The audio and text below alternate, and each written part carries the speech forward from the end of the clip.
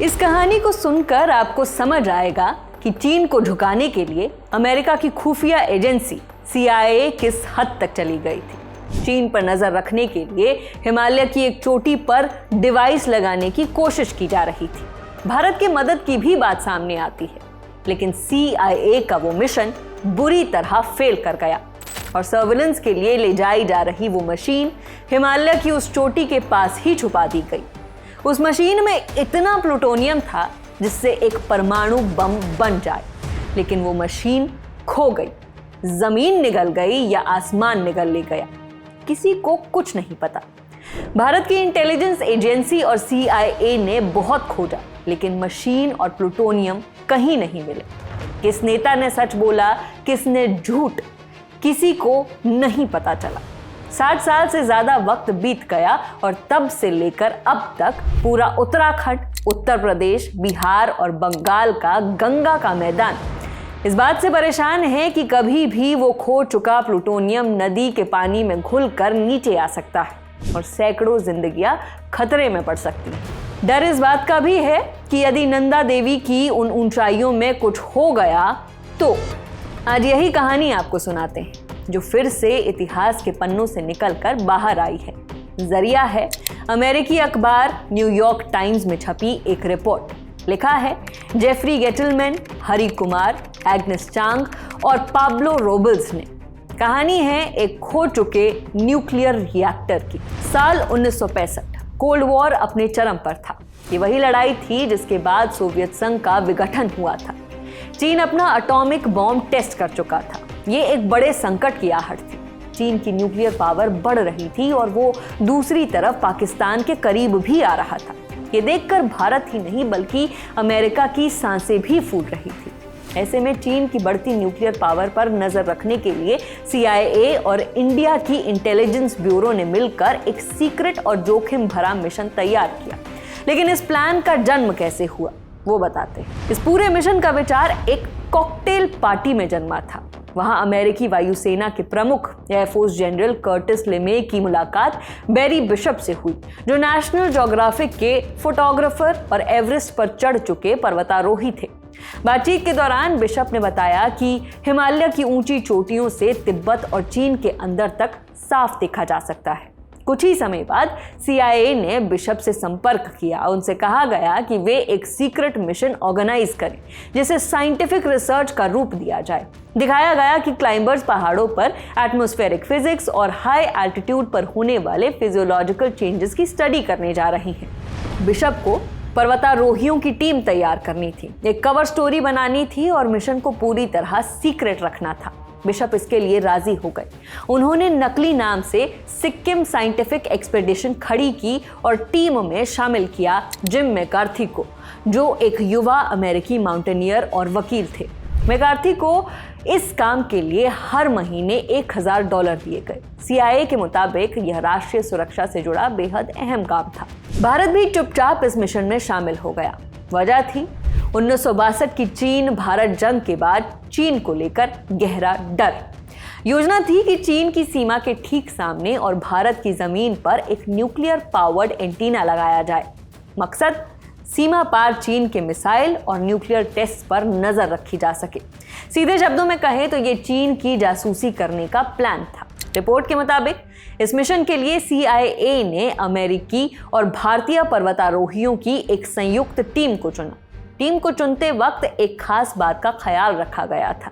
Mission खत्म होने के बाद इनमें से कोई भी बाहर कुछ नहीं बोलेगा, कभी भी नहीं। टीम स्किल्ड थी। लीड कर रहे थे इंडियन नेवी के कैप्टन मोहन सिंह कोहली। हालांकि कैप्टन MS कोहली इस योजना से शुरू से ही सहमत नहीं थे। बहरहाल टीम को ऐसी जगह चाहिए थी जहां ये डिवाइस लगाना आसान हो। पहले सिक्किम के पास मौजूद कंचनजंगा पीक पर नजरे इनायत हुई, लेकिन प्लान मुश्किल लग रहा था। फिर एक और जगह मिली, उत्तराखंड के चमोली में मौजूद नंदा देवी पीक। कुल ऊंचाई 7816 मीटर। पर्वतारोहियों को हेलीकॉप्टर से तेजी से ऊंचाई पर पहुंचा दिया गया, बिना ठीक से एक्लेमेटाइजेशन के। कई लोग बीमार पड़ गए। कुछ दिनों बाद नंदा देवी के नीचे एक बेस कैंप बनाया गया। मिशन को अंजाम देने वालों की टीम असेंबल हुई। कुछ खबरें खंगाले तो एक अपुष्ट सी तारीख भी मिलती है। अक्टूबर 1965 का कोई एक दिन था। पर्वतारोही अपने साथ एंटीना, केबल्स और एक 13 किलो वजन का जनरेटर लेकर पहाड़ चढ़ गए। इस मिशन के लिए यह बेहद जरूरी था कि डिवाइस को हाइट पर प्लेस किया जाए, मगर हाइट पर कोई पावर सोर्स तो नहीं होता, इसीलिए ये जनरेटर ऊपर ले जाया गया। इसका नाम था स्नैप 19C, जो एक आरटीजी यानी radio isotope thermo electric generator था। इस जनरेटर को अमेरिका की सीक्रेट लैब में बनाया गया था। इसमें कई किलो रेडियो एक्टिव पदार्थ प्लूटोनियम यूज होता है। Pu-239 और Pu-238 ये धीरे धीरे गर्मी पैदा करते हैं और उसी गर्मी से पावर बनती है। इस पावर से सेंसर चलते जो चीन की गतिविधियों की जासूसी करते। ऐसे आरटीजी आमतौर पर स्पेस मिशन या समुद्र में डाइविंग वाले हैवी उपकरणों में तब इस्तेमाल किए जा रहे थे। सब प्लान के मुताबिक चल रहा था। टीम धीरे धीरे रस्सियों के सहारे ऊपर चढ़ रही थी। Leader captain MS Kohli base camp से रेडियो पर टीम से बातचीत कर रहे थे, लेकिन ठीक उसी वक्त एक गड़बड़ हुई। जब क्लाइंबर्स समिट से कुछ ही दूर थे, हालात अचानक बदल गए। हवा की दिशा बदली, मौसम बिगड़ा और देखते देखते एक बर्फीला तूफान आ गया। कुछ ही देर में नंदा देवी सफेद धुंध में पूरी तरह गायब हो गया। नीचे एडवांस बेस कैंप से यह मंजर देख रहे थे कैप्टन MS कोहली, जो घबरा गए। उन्होंने तुरंत रेडियो उठाया और क्लाइंबर्स को वापस लौटने का आदेश दिया, लेकिन एक मुश्किल थी। टीम जो डिवाइस लेकर गई थी उसे नीचे लेकर आना मुश्किल था। कैप्टन कोहली ने एक ऐसा फैसला लिया जो आगे चलकर इतिहास बन गया। क्लाइंबर्स की जान बचाने के लिए उन्होंने डिवाइस को ऊपर छोड़ने का फैसला लिया, क्योंकि वो बहुत भारी था। दोबारा उसे ऊपर पहुंचाना बहुत मुश्किल। टीम ने CIA का सारा सामान बर्फ की एक ढलान पर छुपा दिया। न्यूक्लियर जनरेटर को बर्फ की लेयर के नीचे दफन कर दिया। तय था कि अगले क्लाइंबिंग सीजन यानी अगले साल में ऊपर चढ़कर उसे इंस्टॉल किया जाए। गड़बड़ी की कोई आशंका नहीं नजर आ रही थी, क्योंकि कौन ही सिरफिरा उतनी ऊंचाई पर जाकर वो डिवाइस चुराने की कोशिश करता। साल बीता, दिन बीते। जब अगले साल पर्वतारोही दोबारा वहां पहुंचे तो वो जनरेटर और उसका प्लूटोनियम कोर गायब था। तमाम मशीनें, डिटेक्टर, स्कैनर लगाकर इन मशीनों को ढूंढने की कोशिश की गई। कोई सुराग नहीं मिला। CIA का सबसे बड़ा ऑपरेशन औंधे मुंह गिर चुका था। कयास लगाए गए कि या तो वो चीजें एवलांच में बह गई हैं या फिर ग्लेशियर की गहराई में धंस गई हैं। ये कितना खतरनाक नुकसान था, ऐसे समझिए कि नागासाकी पर गिराए गए परमाणु बम में जितना प्लूटोनियम इस्तेमाल हुआ था उसका लगभग 1/3 हिस्सा इस जनरेटर में मौजूद था और अब वो गायब था। एक मिशन फेल हो गया, सबने चुप्पी ओढ़ ली। आज इस घटना को 60 साल बीत चुके हैं, लेकिन वह डिवाइस अब तक नहीं मिला। भारत और अमेरिका दोनों देशों की कई सर्च मिशंस के बावजूद उस डिवाइस का कोई ठोस सुराग नहीं मिल पाया। एक कॉन्स्पिरेसी ये भी है कि शायद किसी भारतीय टीम ने चुपचाप उसे हटा लिया, जबकि दूसरे मानते हैं कि वह आज भी नंदा देवी की बर्फ और चट्टानों के बीच कहीं फंसा हुआ है। यानी कुछ भी क्लियर नहीं है। अमेरिकी सरकार आज तक यह मानने से इनकार करती है कि ऐसा कभी कुछ हुआ भी था, लेकिन फिर यह केस सामने आया कैसे?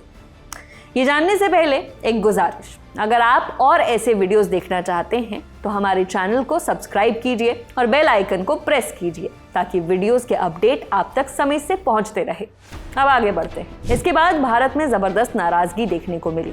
कई सांसदों ने सरकार पर आरोप लगाया कि उन्होंने भारतीय जमीन पर CIA को गुप्त रूप से काम करने की इजाजत दी। वहीं प्रदर्शनकारियों ने चेतावनी दी कि इस एजेंसी ने भारत की सबसे पवित्र नदी गंगा के उद्गम क्षेत्र को खतरे में डाल दिया है। बाद में सार्वजनिक किए गए डिप्लोमेटिक केबल से पता चला कि अमेरिकी राष्ट्रपति जिमी कार्टर और उस समय के भारतीय प्रधानमंत्री मोरारजी देसाई ने पर्दे के पीछे रहकर इस विवाद को शांत करने की कोशिश की। न्यूयॉर्क टाइम्स की रिपोर्ट की माने तो मोरारजी ने संसद के सामने कहा था कि घबराने की कोई वजह नहीं है। उन्होंने कहा कि वो गंगा के जल को होने वाले संभावित खतरों की जांच के लिए विशेषज्ञों की एक समिति गठित कर रही हैं। संसद में अपने वक्तव्य के दौरान उन्होंने न तो CIA का उल्लेख किया और न ही अमेरिका पर कोई दोष मढ़ा। कहा गया कि वो अमेरिका की दरखास्त का ख्याल रख रहे थे। भारत में मौजूद अमेरिकी राजदूत को इससे राहत मिली। उन्होंने वॉशिंगटन को एक गोपनीय संदेश भेजा। इसमें लिखा था, PM देसाई ने इस पूरे मैटर को शांत कर दिया और राष्ट्रपति कार्टर से आग्रह किया कि वे अपनी अगली चिट्ठी में मोरारजी के लिए कुछ प्रशंसा के शब्द लिख दें। राष्ट्रपति कार्टर ने ठीक वैसा ही किया। 8 मई 1978 को एक गोपनीय पत्र में उन्होंने लिखा, इस समस्या को जिस तरह आपने संभाला उसके लिए मैं प्रशंसा और आभार व्यक्त करना चाहता हूँ। कुछ ही हफ्तों बाद मोरारजी देसाई व्हाइट हाउस पहुंचे। एक तस्वीर में वे नीले रंग की शेरवानी, जैकेट और सफेद टोपी पहने दिखाई देते हैं। ओवल ऑफिस में मुस्कुराते हुए राष्ट्रपति कार्टर के सामने बैठे हुए। दोनों नेताओं ने कई मुद्दों के साथ उस गायब डिवाइस पर भी बात की। अमेरिकी विदेश नीति के दिग्गज जोसेफ नाई उस कमरे में मौजूद थे जब दोनों नेताओं की मुलाकात हुई। साल 2024 में द टाइम्स को दिए एक इंटरव्यू में उन्होंने बताया कि दोनों नेताओं ने निजी बातचीत तक इंतजार किया जहां उस डिवाइस पर बात हुई। पूरे प्रकरण को बस द हिमालयन इंसिडेंट और द नंदा देवी अफेयर कहकर दर्ज किया गया है। लेकिन आज दशकों बाद भी यह रहस्य बना हुआ है। भारतीय राजनेता, पर्यावरण कार्यकर्ता और नंदा देवी के आसपास रहने वाले ग्रामीण एक बार फिर मांग कर रहे हैं कि उस डिवाइस को ढूंढकर बाहर निकाला जाए। ऐसा क्यों? इंडिया टुडे की एक रिपोर्ट बताती है कि नंदा देवी पीक पर मौजूद ग्लेशियर ऋषि गंगा और थौली गंगा नदी को पानी देते हैं। ये आगे चलकर अलकनंदा और भागीरथी से मिलती है और फिर गंगा नदी बनती है, जो करोड़ों लोगों के लिए लाइफलाइन है। एक्सपर्ट्स का मानना है कि अगर ये रेडियो एक्टिव जनरेटर सही हालत में और बर्फ के नीचे है तो इमीडिएट डेंजर कम है, लेकिन अगर रेडियो एक्टिव मटीरियल यानी प्लूटोनियम पानी के साथ नीचे आबादी के बीच पहुंचता है तो ये ठीक नहीं। उत्तराखंड में जब भी कोई बड़ी बाढ़, एवलांच या पहाड़ खिसकने जैसी घटना होती है तो यह रिस्क बड़ा है। इस पर फिर से चर्चा इसलिए भी हो रही है क्योंकि हिमालयन ग्लेशियर्स तेजी से पिघल रहे हैं, प्राकृतिक आपदाएं बढ़ रही हैं और 2021 की चमोली भूस्खलन जैसी घटनाएं लोगों की चिंता बढ़ाए हुए हैं।